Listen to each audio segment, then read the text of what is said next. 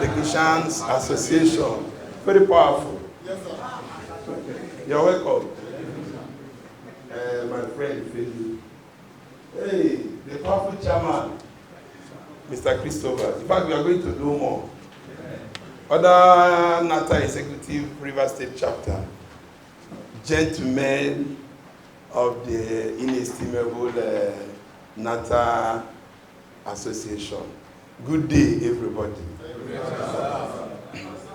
You see, as a matter of fact, we continue to learn. I never knew that there is an association like this. And our honorable technicians in the auto industry can appear in this very flashy and admirable manner.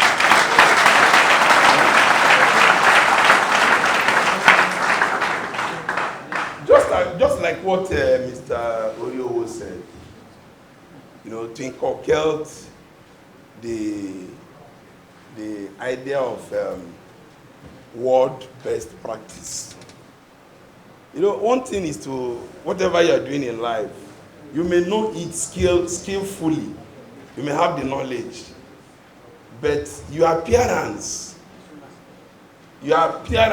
and the approach to that work tells so much about you. Very, very important. And that is why, like road safety, that you just see patrol road safety vehicle. Maybe he's carrying one senior officer, they're going to one party. You see drivers running away from them. Having cited the patrol vehicle. So your dressing, your turnout matters a lot. And I don't see how this gentleman dressed in this manner, somebody comes to your workshop, will not give you very maximum respect. No matter the kind of vehicle he's driving. It's your own office. So it's really commendable. Thank you, but I think NATA, please, I really commend the organizers and initiators of this kind of program.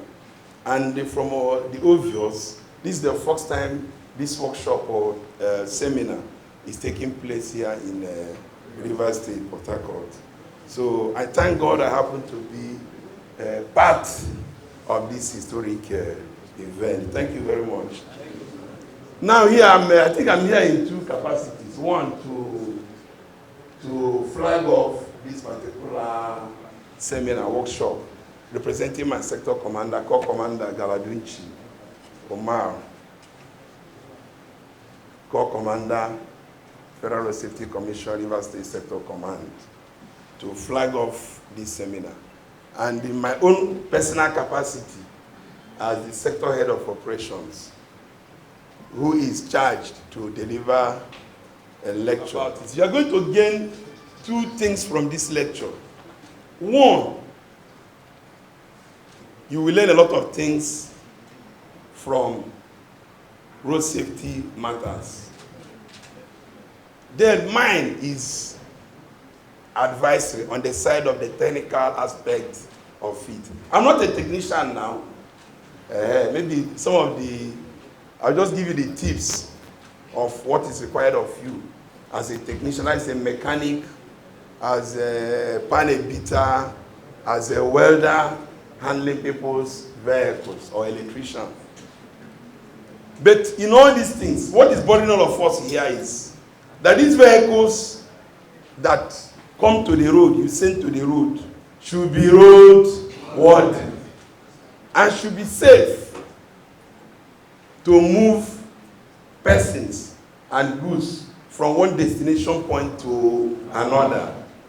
Without that movement, nobody will come to your shop, to your workshop. I've heard them mention about mobile oil, genuine quality oil. Very, very important. You know, apart from oil, even other parts. So that people don't get stopped on the road suddenly, just coming out from mechanic workshop. Now, I'm a road safety man. Sometimes people get confused. Road safety men, we know these people safe. We don't understand them. Can we satisfy them? It's very simple. There's what we call road charges. What are you expected to hold on the road? Whether on a road safety or police, they search you, your vehicle papers per se. Is your vehicle license your roadworthiness certificate? Then roadworthiness certificate for private vehicles, 12 months. Then for commercial, 6 months. Then insurance, comprehensive vehicle insurance. Then also, for every vehicle owner, there are what we call these things safety accessories that are supposed to be in your vehicle in case of emergency. So these are include warning triangle sign. You know the need for warning triangle sign. Your vehicle suddenly break down on the road. I think road safety they book now for that one. You come and do what? Collide with that stationary vehicle, believing that that vehicle is moving, not knowing that the vehicle is stationary. But with a caution sign, the person will now know that yes, this vehicle is not moving. Then you should have your fire extinguisher. Dry powder is recommended. Your workshop is like an industrial setup. Fire can spark off. And at that beginning stage, the only thing that can safeguard you from getting that vehicle burnt or injuring or killing anybody is your fire extinguisher. So I advise you people, no matter what it takes, you should have a standby powdered fire extinguisher in your various workshops. They remove your jack and your spanner. At the end of the day, you know this mice goes out and comes back. You may not remember and you will leave. That is the end of that jack and spanner. After some weeks, so maybe when you now experience flat tire, you will not go to where you normally keep the jack and spanner. You will not see it again. At that point in time, you may be confused. Something like that happens. You can remind, call me. And these things normally happen with your those boys that are learning. The organ may not know. After fixing the fault, he may leave and ask and expect the boy learning to gather those things and put them where they're supposed to be. And at the end of the day, he will go and sell that thing. These Western people are very wicked, even tired. Even tired. Let me tell you, our this year's Ember Month's